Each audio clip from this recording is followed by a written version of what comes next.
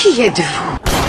À l'occasion de la sortie du nouveau James Bond, Cinéma Radio met les petits plats dans les grands et vous propose de revenir sur la saga du plus grand agent secret de l'histoire du cinéma. 27 films, 27 chroniques, 27 jours. Du 16 octobre au 11 novembre, vivez l'événement Bond en écoutant Cinéma Radio.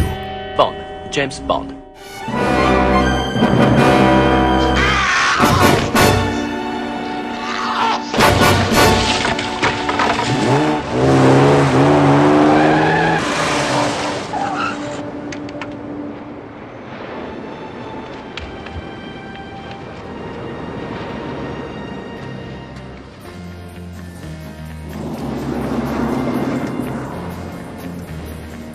Ça, ce n'est jamais arrivé à l'autre.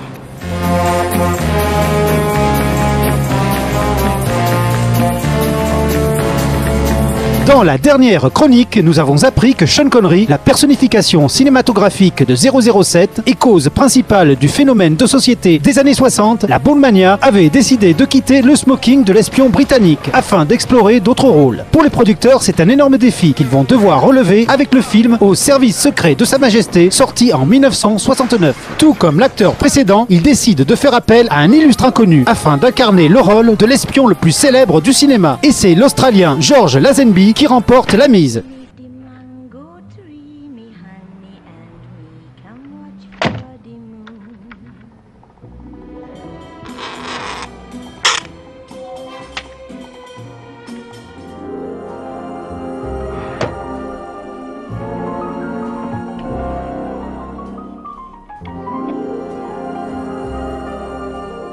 Pardon, madame. L'équipe du film souhaite également revenir aux fondamentaux de la série, et même des romans, à savoir un peu plus de sérieux et de drame, et beaucoup moins de délire et de gadgets. Qu'est-ce qui ne va pas, Sir Hilary? Une légère raideur qui m'a pris. Dû à l'altitude, sans doute. Le résultat est un James Bond hors série, à la fois incroyablement spectaculaire par moments, mais faisant également preuve d'une sensibilité et d'une finesse assez rares pour la saga. Le film est considéré par les fans comme l'un des meilleurs Bond, mais comme le plus inachevé également, à cause de l'énorme erreur de casting que représente l'acteur qui incarne l'agent secret. Et c'est pour cela d'ailleurs que les producteurs, se rendant compte de son incroyable absence de charisme, mettent surtout en valeur ses partenaires, qui eux sont tous excellents. D'ailleurs, les acteurs récurrents de la saga sont beaucoup plus présents que d'habitude, notamment Lois Maxwell, qui incarne la mythique Miss Moneypenny, la secrétaire de M. Requête accordée, sans le plus petit regret. Qu'est-ce que vous espériez? Être anobli? Vous devriez lire. Quoi, 2 semaines de congé? Mais vous ne teniez pas à démissionner, James, avouez-le donc. Moneypenny, sans vous, qu'est-ce que je ferais? Mon problème, c'est que vous n'avez encore rien fait avec moi. Ou encore Desmond Llewellyn, incarnant le célèbre Q, grand pourvoyeur de gadgets. James, je sais que nous n'étions pas toujours d'accord tous les deux. N'en parlons plus, et si jamais je puis vous être utile.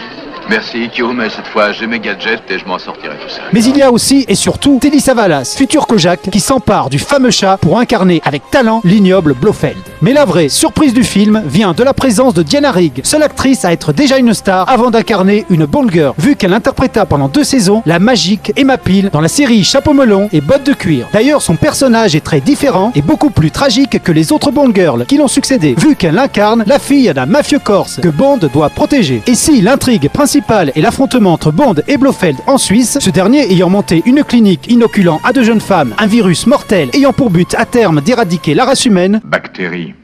Une guerre bactériologique. L'infertilité. Une infertilité totale, mais la destruction de toute la race, pour jamais, et surtout le continent.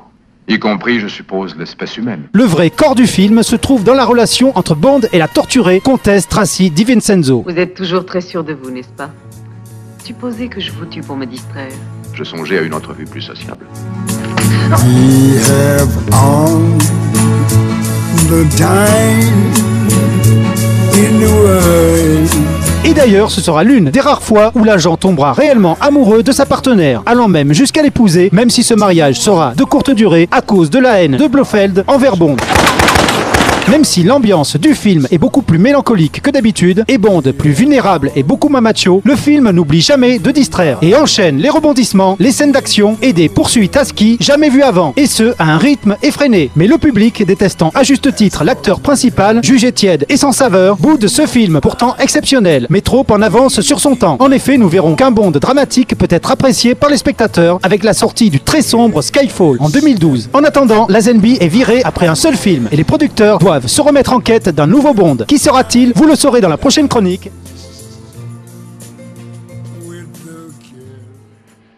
Ça va, elle se repose. Elle se repose un instant. Nous partons tout de suite.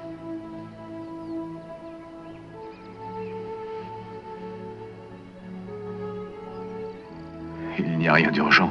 Nous avons toute la vie devant nous. Et en attendant, n'oubliez jamais que son nom est... Bond. James Bond.